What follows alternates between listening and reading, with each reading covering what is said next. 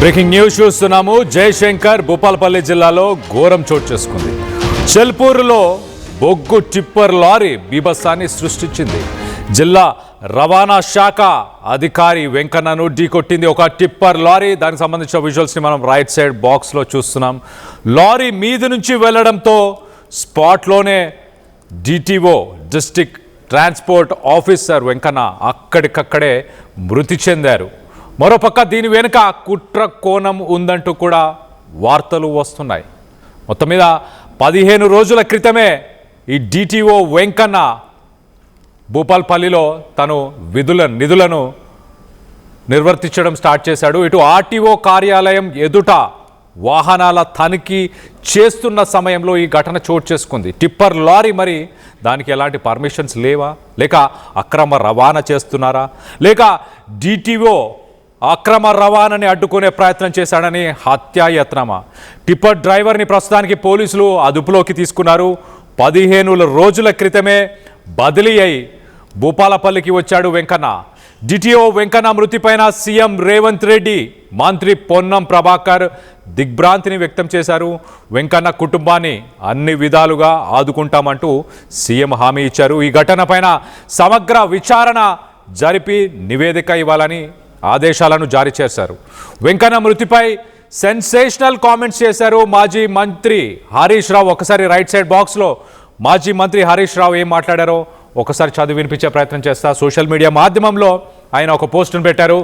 ఇసుక బొగ్గు మాఫియాలకు అడ్డొస్తే లారీలతో తొక్కించి చంపేస్తారా అంటూ ప్రశ్నిస్తున్నారు. అలాగే భూపాలపల్లి డిటిఓ వెంకన్న ప్రమాదం వెనుక దాగిన నిజాన్ని వెలికి తీయాల్సిన బాధ్యత ప్రభుత్వంపై ఉంది అంటూ ఆయన ప్రభుత్వాన్ని కూడా ఉద్దేశించి మాట్లాడారు. అలాగే అధికారులను బెదిరిస్తూ అక్రమ దందాలు సాగిస్తున్న ఇసుక మాఫియా, బొగ్గు మాఫియా వివరాలను బయట పెట్టాలి అంటూ కూడా ఆయన ప్రభుత్వాన్ని కోరుతున్నారు. మరోపక్కన డిటిఓ వెంకన్న మరణం వెనుక ఉన్న వాస్తవాలని వెలికి తీయాలి, సమగ్ర విచారణ జరిపి దోషులను గుర్తించి కఠినంగా శిక్షించాలి అంటూ మాజీ మంత్రి హరీష్ రావు దీనిపైన సోషల్ మీడియా మాధ్యమంలో ఆయన ఒక పోస్టును కూడా పెట్టడం జరిగింది. భూపాలపల్లి అంటే నది ప్రవాహం, అటు ఒక రకంగా కాళేశ్వరం పరిసర ప్రాంతాలన్నీ కూడా చాలా సమీపంలో ఉంటాయి. గోదావరి జలాల నుంచి వచ్చే ఇసుకని మరి మాఫియా రవాణా చేసేదాన్ని ఈ డిటిఓ వెంకన్న అడ్డుకునే ప్రయత్నం చేశారా? అందుకే ఆర్టీఓ ఆఫీసు ఎదురుగా విధులని నిర్వహిస్తున్న సమయంలో మరి టిప్పర్ లారీకి ముందున్న ఆఫీషియల్స్ కనిపించలేదా? కావాలని తొక్కిచ్చేసే ప్రయత్నం చేశారా? దీని వెనక ఎవరున్నారు? ఒక హత్యనా, ఒక కుట్రనా, లేక తప్పిదం వల్ల జరిగిన ఒక యాక్సిడెంటా? అధికారులను బెదిరిస్తున్న, అక్రమ దందాలు సాగిస్తున్న ఆ ఇసుక మాఫియా, బొగ్గు మాఫియా వివరాలు బయట పెట్టాలి. మరి దీనికి సంబంధించి ఒక్కసారి మరింత అప్డేట్ కూడా తీసుకునే ప్రయత్నం చేద్దాం. మా ప్రతినిధి వెంకటరత్నం అందుబాటులో ఉన్నారు. వెంకటరత్నంతో మాట్లాడి తెలుసుకునే ప్రయత్నం చేద్దాం. ఎస్ వెంకటరత్నం, ఒక్కసారి మనం చూస్తే ఆ విజువల్స్లో మరి ఆర్టీఓ ఆఫీసు ఎదురుగానే ఈ ఘటన చోటు చేసుకోవడం, అక్కడికక్కడే వెంకన్నని చనిపోవడం, అంటే మనిషిని టార్గెట్ చేసిన ఒక యాక్సిడెంట్ అని అనాలా, లేకపోతే ఏమనాలి? ఒక్కసారి వెంకటరత్నం మీరు అలానే ఒక్కసారి లైన్లో ఉండండి. ఒక్కసారి మొదటగా ఆర్టీఓ, దీనికి సంబంధించి ఆర్టీఓ కార్యాలయంలో ఈ యాక్సిడెంట్ చోటు చేసుకుంది, కార్యాలయం ఎదుట ఈ యాక్సిడెంట్ చోటు చేసుకుంది. ఆర్టీఓకి సంబంధించిన సిబ్బంది ఏం మాట్లాడుతున్నారు, దీనికి సంబంధించి ఒకసారి వాళ్ళ మాటల్లోనే వినే ప్రయత్నం చేద్దాం. దాని తర్వాత డీటెయిల్గా మా ప్రతినిధి వెంకటరత్నంతో మాట్లాడి తెలుసుకునే ప్రయత్నం చేద్దాం. నేను ఆర్టీఓ డ్రైవర్ని, నా పేరు రాజు. మోరంచపల్లిలో కేసు రాశాడు ఆర్టీఓ సారు. అది ఆర్టీ ఆఫీస్ పెట్టే టైంలో అది ఆఫీస్ లోపల గేట్ ఓపెన్ ఉండడం వల్ల అలా సార్ కింద అక్రమంలో నిలబడ్డాడు. హార్వెస్ట్ లోపల వెళ్ళే టైంలో భూపాలపల్లి నుంచి లారీ వస్తుంది. అది సడన్గా హార్వెస్ట్ తాకిచ్చి సార్ కూడా తాగడం వల్ల కింద పడి టైర్ల కింద వెళ్ళిపోయాడు. టైర్ల కింద తొక్కించడం జరిగినది. ఆపమని చెప్తున్నాం, హార్వెస్ట్ ఆపమని చెప్తున్నాం, లారీకి ఆపుతాం చెప్తుండగా అదే క్రమంలో లారీ కిందికి ఎక్కి లారీ కింద పడడం వల్ల సారు స్పాట్గా టైర్లు ఎక్కడం జరిగింది. ఆర్టీఓ డ్రైవర్ చెప్పిన వివరాల ప్రకారం భూపాలపల్లి తరఫు నుంచి వస్తున్న లారీని ఆపే ప్రయత్నం డిటిఓ వెంకన్న చేశారు. దాన్ని ఆపకుండా డ్రైవరు అమాంతం మరి డిటిఓ వెంకన్న పైకి ఒక్కసారిగా దూసుకెళ్లడంతో అక్కడికక్కడే మరి డిటిఓ వెంకన్న చనిపోయినట్టు తెలుస్తుంది. దీనికి సంబంధించి మరింత అప్డేట్ తీసుకునే ప్రయత్నం చేద్దాం. దీనిపైన ముఖ్యమంత్రి అలాగే మాజీ మంత్రి హరీష్ రావు వీరందరూ స్పందించారు. లేటెస్ట్ అప్డేట్ కూడా తీసుకునే ప్రయత్నం చేద్దాం. మా ప్రతినిధి వెంకటరత్నం అందుబాటులో ఉన్నారు. వెంకటరత్నంతో మాట్లాడి తెలుసుకునే ప్రయత్నం చేద్దాం. వెంకటరత్నం, అసలు వినడానికి కూడా చాలా అంటే సినిమా స్టైల్లో కావాలనే చేశారా? దీని వెనక ఇసుక మాఫియా అలాగే బొగ్గు మాఫియా ఉందని భావిస్తున్నారా? మరో పక్కన మాజీ మంత్రి హరీష్ రావు ఆరోపణలైతే ఇసుక బొగ్గు మాఫియా వివరాలను బయటపెట్టాలి, దోషులను శిక్షించాలి అంటూ మాజీ మంత్రి హరీష్ రావు కోరుతున్నారు. మరో పక్కన సీఎం రేవంత్ రెడ్డి కూడా సమగ్ర విచారణ జరపాలి అంటూ చెప్పుకొస్తున్నారు. ఏంటి దీని వెనక ఉన్న వాస్తవాలు ఏంటి? జరిగిన ఇన్సిడెంట్ ఏంటి? What is the latest update? Kalyan, ఇక్కడ మనం కొన్ని విషయాలు గమనించాల్సి ఉంటుంది. ఎందుకంటే ఇప్పుడు ఆ డిటిఓ వెంకన్న చనిపోయాడు కాబట్టి, యాక్సిడెంట్ లో ప్రమాదంలో చనిపోయాడు కాబట్టి రాష్ట్ర వ్యాప్తంగా చర్చ జరుగుతుంది. సీఎం స్పందించారు, అలాగే మాజీ మంత్రులు స్పందిస్తున్నారు, ప్రభుత్వంలో ఉన్నటువంటి పెద్దలు స్పందిస్తున్నారు, ఎస్పీ స్థాయి అధికారులు స్పందిస్తున్నారు. కానీ ఇక్కడ జరుగుతున్నటువంటి ప్రమాదాలను ఒక వారం రోజుల పరిధిలో పరిశీలించినట్టయితే 8 మంది మృత్యువాత పడ్డారు కేవలం నేషనల్ హైవే 163 మీద. దీని ఈ పరిణామాలు ఎటు దారి తీస్తాయన్నటువంటి కోణంలో ఆర్టీవీ అనేక సార్లు గ్రౌండ్ రిపోర్ట్ చేసింది. ఎన్నో కుటుంబాల దీన గాథల్ని బాధల్ని కూడా వ్యక్తం చేసిన నేపథ్యంలో ప్రస్తుతానికి డిటిఓ వరకు వచ్చింది మారణకాండ అనేది.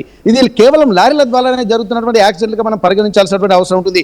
మరి ఈ లారీలు ఎక్కడి నుంచి వస్తున్నాయి, ఎందుకు లారీల వల్లనే ప్రమాదాలు జరుగుతున్నటువంటి కోణంలో అనేక కోణాల్లో జరిగిన తర్వాత ఇక్కడ ఓవర్ స్పీడ్ తో పాటు ఇక్కడ ఇసుక మాఫియా కూడా ఎక్కువ రెచ్చిపోతున్నటువంటి వార్తలు కూడా గతంలో ఎంతో వస్తున్న నేపథ్యంలో దీనికి కారణాల మీద కూడా అధికారులు ఆలోచించాలి, స్పందించాలని చెప్పి ఎప్పటి నుంచో చేస్తున్నటువంటి నేపథ్యంలో ఇప్పటి వరకు స్పందన మాత్రం కరువు అయిపోయింది. ఇక్కడ కేవలం ఇప్పుడు డిటిఓ ఒక ప్రభుత్వ స్థాయి అధికారి, ఒక డిస్ట్రిక్ట్ ట్రాన్స్పోర్ట్ కమిషనర్ ఉంటున్నటువంటి ఆఫీసర్ ఉన్నటువంటి నేపథ్యంలోనే ఇంత చర్చ బయటకు వస్తుంది. కాబట్టి దీన్ని చాలా ఇంకా తీవ్రంగా పరిగణించాలి.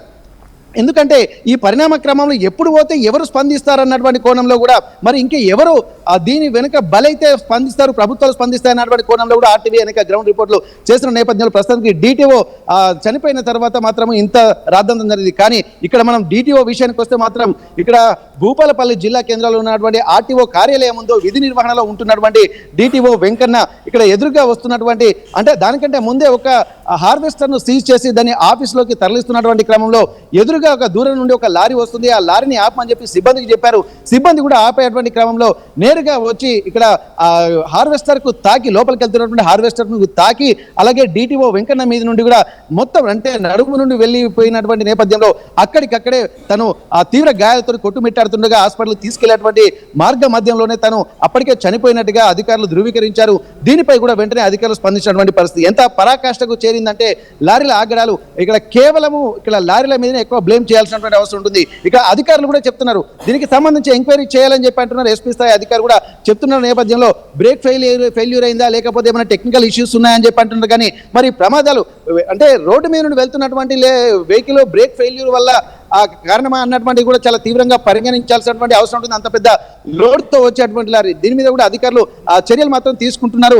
దీనిపై కూడా తీవ్రంగా స్పందిస్తున్నటువంటి పరిస్థితి. ఇక్కడ మనం ఇంకా గమనించాల్సింది ఏంటంటే భూపాలపల్లిలో ఉన్నటువంటి ఇక్కడ ఈ భూపాలపల్లి నుండి కాళేశ్వరం నుండి అలాగే ఏటూరు నగరం వచ్చేటువంటి ఇసుక వాహనాలు కూడా నేరుగా నేషనల్ హైవే 163 మీదుగా హైదరాబాద్ కు వెళ్తున్నటువంటి క్రమంలో జరుగుతున్నటువంటి ప్రమాదాల్లో భాగంగా ఇది కూడా ఒకటైనటువంటి భావించాల్సి ఉంది. కానీ అధికారులు అంటే అధికారుల వరకు వస్తేనే స్పందిస్తున్నటువంటి విషయాన్ని కూడా మనం గమనించాల్సినటువంటి అవసరం ఉంటుంది. ఇక్కడ డిటిఓ వెంకన్నకు సంబంధించినటువంటి విషయం చూసినట్టయితే ఇక్కడ ప్రస్తుతానికి మహబూబాబాద్ జిల్లాకు సంబంధించి డోర్నకల్ సమీపంలో ఉన్నటువంటి మరిపెడ బంగ్లాలో తను నివాసం ఉంటున్నారు. భార్య పిల్లలు కూడా ప్రస్తుతానికి హనుమకొండలో ఉంటున్నారు. హనుమకొండ నుండి తను రెగ్యులర్ గా విధులు నిర్వర్తించుతూ భూపాలపల్లికి వెలువేస్తున్నారు. అంతకుముందు జగిత్యాల్లో పనిచేసి కేవలం 15 రోజుల క్రితమే ఇక్కడికి వచ్చినటువంటి నేపథ్యంలో భూపాలపల్లిలో కూడా ఎంతో మంది అధికారులతోటి సౌమ్యుడిగా పిలిపించుకున్నటువంటి వెంకన్న ఆ మృతి వెనుక అసలు కావాలని జరిగిందా లేకపోతే ఏం జరిగింది అన్నటువంటి కోణంలో కూడా పలువురు మంత్రులు మాజీ మంత్రులు చేస్తున్నటువంటి వ్యాఖ్యలు చూస్తుంటే అనేక అనుమానాలు కూడా వ్యక్తం అవుతున్నటువంటి పరిస్థితి. ఈ అనుమానాల వెనుక ఆంతరార్థం ఏందనేది కూడా గమనించాల్సినటువంటి అవసరం ఉంటుంది. ఎందుకంటే ఇక్కడ మాజీ మంత్రి హరీష్ రావు చేస్తున్నటువంటి వ్యాఖ్యలు మరింత ప్రాధాన్యత సంతరించుకున్నాయి. ఇక్కడ ఆలోచింపజేసేటువంటి పరిస్థితులు ఉన్నాయి. ఇసుక మాఫియాలను అలాగే బొగ్గు మాఫియాలను అడ్డుకుంటే ప్రశ్నిస్తే లారీలతో తొక్కి చంపేస్తారన్నటువంటి ప్రశ్నను కూడా చాలా తీవ్రంగా పరిగణించాల్సినటువంటి అవసరం అయితే కనిపిస్తుంది. మరి దీని వెనుక ఎవరున్నారు అంటే వాంటెడ్లీ జరిగిందా అన్నటువంటి కోణంలోనే ఇక్కడ పోలీసు అధికారులు కూడా తీవ్రంగా ప్రయత్నాలు చేస్తున్నారు. ఇప్పటికే జాయింట్ అంటే జేటీసీ కూడా జాయింట్ ట్రాన్స్పోర్ట్ కమిషనర్ కూడా ఇక్కడికి వచ్చి పూర్తి స్థాయిలో ఇక్కడ ఎంక్వైరీ చేయాల్సి ఉంటుంది. వారి మరణం తీరని లోటు అని చెప్పి అంటున్నారు. చెప్తున్నారు. ఎందుకంటే అధికారుల మీదనే ఇట్లాంటి ఆగడాలు లారీలు కూడా ఎక్కుతున్నాయంటే ఎంతటి తీవ్ర పరిస్థితులకు దారి తీయాలన్నటువంటి కోణంలో కూడా ఇక్కడ అధికారులు కూడా చెప్తున్నటువంటి పరిస్థితి. ఇటువంటి దాడులు కూడా గతంలో కూడా కొన్ని జరిగినటువంటి ఉదంతాలు కూడా ఉంటున్నాయి. ఎందుకంటే ఇక్కడ ఆపకుండా నేరుగా వెళ్ళి ఢీకొట్టడము ఇట్లాంటి పరిపాటిగా మారుతున్నటువంటి సమయంలో ఇక్కడ గత కొద్ది రోజులుగా జరుగుతున్నటువంటి పరిణామాలు కూడా తీవ్రంగా పరిగణించాల్సినటువంటి అవసరం ఉంటుంది. ఇక్కడ సీఎం గారు స్పందించినటువంటి విషయం మీద కూడా ఖచ్చితంగా మనం గమనించాల్సినటువంటి అవసరం ఉంటుంది. అంటే సీఎం స్పందించిండ్రంటే దాని వెనుక కూడా వారి యొక్క ఆవేదన కూడా అర్థం చేసుకోవచ్చు. ఎందుకంటే గత కొద్ది రోజులుగా జరుగుతున్నటువంటి ప్రమాణాలు కూడా దీనికి దారి తీస్తున్నాయి అన్నటువంటి విషయాలు కూడా మనం గమనించాల్సినటువంటి అవసరం ఉంటుంది.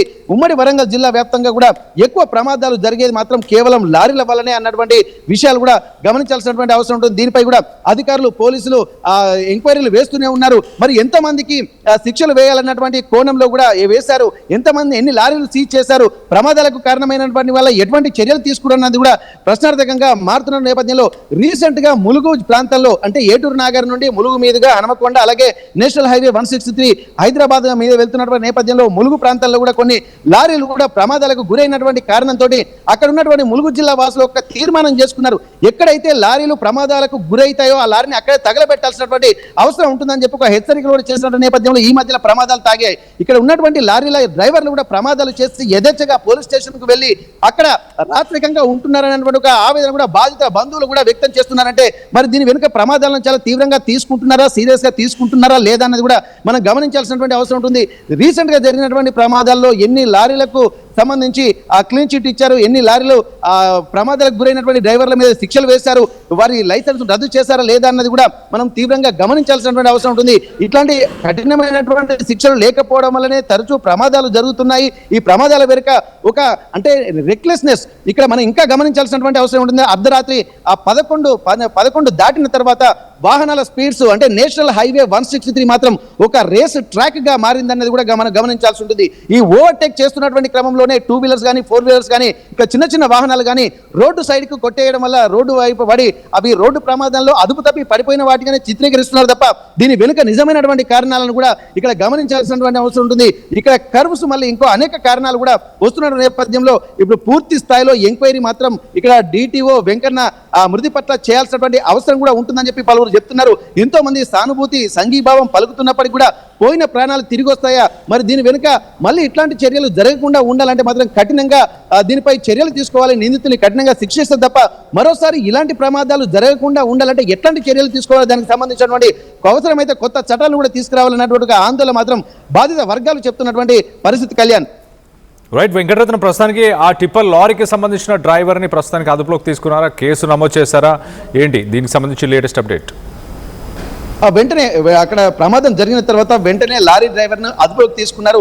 ఇక్కడ ఎస్పీ అధికారి కూడా స్పందించారంటే వెంటనే ఉట్టిన అక్కడికి చేరుకున్నారు. లారీ డ్రైవర్ని అదుపు తీసుకుని ప్రస్తుతానికి పోలీస్ స్టేషన్లో ఉంచి దానికి కారణాల మీద ఎంక్వైరీ చేస్తున్నటువంటి పరిస్థితి, ఏం జరిగిందో తెలుసుకున్నటువంటి ప్రయత్నం చేస్తున్నారు. ఇక్కడ నిపుణులతోటి ఇక్కడ ప్రమాదం జరిగినటువంటి తీరును కూడా పరిశీలిస్తున్నారు. మరి ఏ విధంగా తను బ్రేక్ అంత దూరం నుంచి ఇక్కడ ఆపుతున్నప్పటికీ కూడా ఎందుకు ఆ బ్రేకులు వేయలేకపోయారన్నటువంటి కోణంలో కూడా ఆలోచిస్తున్నారు. బ్రేకులు వేయలేదా లేకపోతే ఆ లోడ్తో వచ్చేటువంటి లారీ బ్రేకులు వేసినా సడన్ గా స్పందించలేదా అన్నటువంటి ఆలోచన కూడా చేయాలి. ఒకవేళ బ్రేకులు వేసినా హెవీ లోడ్ అనుకుంటున్నప్పుడు దూరం నుంచి అంత విజన్ ఉన్నటువంటి డ్రైవర్ ఉన్నాడా కాదా అనేది కూడా మనం గమనించాలి. ఎందుకంటే రాష్ట్రాలు దాటి వెళ్ళినటువంటి క్రమంలో నేషనల్ హైవేల మీద వెళ్తున్నటువంటి క్రమంలో అంత విజన్ మాత్రం ఖచ్చితంగా ఉండాలి.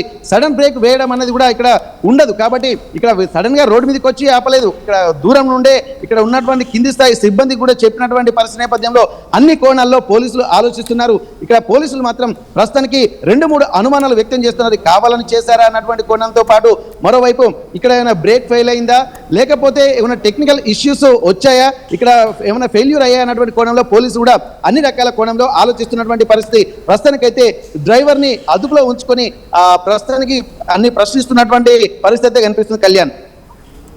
Right Venkataratnam, thanks for the latest update. మొత్తం మీద ఒక్కసారి ఈ ఘటన చూస్తే మరి DTOని కావాలనే చంపే ప్రయత్నం చేశారా లేక ఇతర కారణాలు ఉన్నాయన్న కోణంలో ప్రస్తుతానికి పోలీసులు అయితే ఇన్వెస్టిగేషన్ చేస్తున్నారు. దీనికి సంబంధించి RTO కమిషనర్ కూడా అక్కడికి చేరుకున్నారు. ఒకసారి కమిషనర్ ఏం మాట్లాడుతున్నారు ఆయన మాటల్లోనే వినే ప్రయత్నం చేద్దాం. ఈరోజు ఉదయము భూపాలపల్లి జిల్లా డిస్ట్రిక్ట్ ట్రాన్స్పోర్ట్ ఆఫీసర్ వెంకన్న గారు రోడ్డు ప్రమాదంలో మరణించడం అన్నది రవాణా శాఖ చాలా విచారం వ్యక్తం చేస్తూ ఉంది. విధి నిర్వహణలో భాగంగా ఒక మంచి సమర్థుడైనటువంటి ఒక కమిట్మెంట్ ఉన్నటువంటి అధికారిని కోల్పోవడం అనేది రవాణా శాఖకు ఎంతైనా తీరని లోటు. ఈ సంఘటనకు సంబంధించి పోలీసు శాఖ సమగ్ర విచారణ చేస్తూ ఉంది. ఒక లారీ అక్కడి నుంచి డ్రైవర్ లారీకి సంబంధించినటువంటి ఒక టిప్పరు వస్తూ మన వెంకన్న గారిని గుద్దుకున్నట్టు ప్రాథమికంగా మనకు తెలుస్తుంది. తదుపరి విషయాలన్నీ మనకు విచారణలో తెలుస్తాయి. ఆ విచారణ అనేది పోలీస్ శాఖ ఇటు రవాణా శాఖ సమగ్రంగా విచారణ చేసి తదుపరి విషయాలన్నీ మనకు అందుబాటులోకి వస్తాయి. ఈ సంఘటన చాలా విచారకరమైనటువంటి విషయము. ఖచ్చితంగా రవాణా శాఖ కూడా ఖచ్చితంగా ప్రగాఢ సానుభూతి కాకుండా వారి కుటుంబానికి కూడా అండగా ఉంటాము. ప్రభుత్వము అటు ముఖ్యమంత్రి మంత్రి గారు పొన్నం ప్రభాకర్ సారు అందరూ కూడా ఈ సంఘటన పట్ల దిగ్భ్రాంతిని వ్యక్తం చేయడం కాకుండా ఆ సంఘటనపై విచారణ కూడా ఆదేశించడం జరిగింది. ఖచ్చితంగా ఆ త్వరలో అన్ని విషయాలు అంటే వేగంగా అదుపు తప్పి రోడ్డుపైకి డ్రైవర్ రావడం అన్నది ఏందా అన్నది మనకు తెలుస్తుంది. Thank you. ప్రాథమికంగా అయితే అక్కడి నుంచి వస్తున్నటువంటి లారీ ఎందుకంటే ఈయన 15 రోజుల క్రితమే సాధారణ బదిలీలో భాగంగా జగిత్యాల నుంచి భూపాలపల్లికి రావడం జరిగింది. 15 రోజులు 20 రోజుల్లోనే రావడం జరిగింది. కాబట్టి ప్రాథమికంగా మేము ఆ యాక్సిడెంట్ స్పాట్ను కూడా మేము ఇన్స్పెక్ట్ చేయడం జరిగింది. ఆ నేరోగా రోడ్డు ఉండడము, అక్కడి నుంచి వేరే హార్వెస్టర్ను సీజ్ చేస్తూ హార్వెస్టర్ కూడా ఆ రోడ్డు నుంచి రోడ్డు రావడము, ఆ దూరం నుంచి వస్తున్నటువంటి లారీని ఆపాలని చెప్పేసి మన వెంకన్న గారు చెప్పడంతో ఆ లారీ వచ్చేసి సడన్గా అడ్డుకున్నట్టు అక్కడ ఉన్నటువంటి సాక్షులు సెక్యూరిటీ గార్డ్స్ అనేది చెప్తా ఉన్నారు. తదుపరి విచారణ అంతా ఇప్పుడు కరెక్ట్ కాదు, ఎందుకంటే పోలీస్ శాఖ దాని సమగ్రంగా విచారణ చేస్తాను. Thank you. నేను ఆర్టీఓ డ్రైవర్ని, నా పేరు రాజు. మోరంచపల్లిలో కేసు రాశాడు ఆర్టీఓ సారు. అది ఆర్టీ ఆఫీస్ పెట్టే టైంలో అది ఆఫీస్ లోపల గేట్ ఓపెన్ ఉండడం వల్ల అలా సార్ కింద ఆ క్రమంలో నిలబడ్డాడు. హార్వెస్ట్ లోపల వెళ్ళే టైంలో భూపాలపల్లి నుంచి లారీ వస్తుంది. అది సడన్గా హార్వెస్ట్ తాకిచ్చి సార్ కూడా తాగడం వల్ల కింద పడి టైర్ల కింద వెళ్ళిపోయాడు. టైర్ల కింద తొక్కించడం జరిగినది. ఆపమని చెప్తున్నాం, హార్వెస్టర్ ఆపమని చెప్తున్నాం, లారీకి ఆపుతామని చెప్తుండగా అదే క్రమంలో లారీ కిందికి ఎక్కి లారీ కింద పడడం వల్ల సారు స్పాట్గా టైర్లు ఎక్కిపోవడం జరిగింది.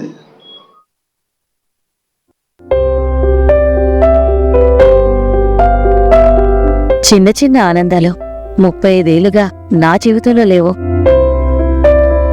35 ఏళ్లుగా నేను డైపర్లలో బ్రతికాను. 6 సెంటీమీటర్ల ఫిస్టులా నా మూత్రాశయంలో లీకు కారణమైంది. ఎవరూ నాకు సహాయం చేయలేకపోయారు.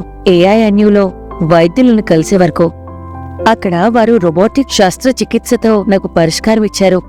వారు నా ఆత్మవిశ్వాసాన్ని కూడా తిరిగిచ్చారు. Precision Care makes it possible. The Center for Robotic Surgery at AINU.